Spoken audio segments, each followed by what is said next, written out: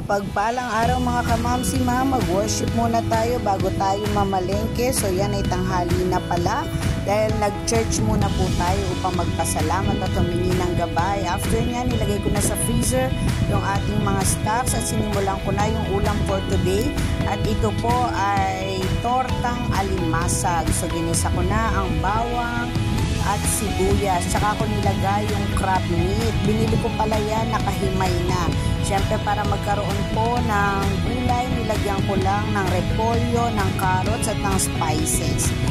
Yan. Tapos, naglagay lamang ako ng 4 na kutsara sa mangkok at nilagyan ko ng 2 XL na egg. So, yan yung unang batch na aking iluluto para hindi ko nahihiwain sa malaking part. So, naka-portion na yung aking pag-fry dyan. Para pagkuha ng aking family, tigi-tigisan na lamang sila. At syempre, hindi masarap ang ating tortang alimasag kung walang malamig na melon.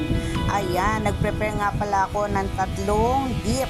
Meron dyan na sweet and sour, ketchup, may suka din. Ayan, so mapagpalang araw. Thank you for watching.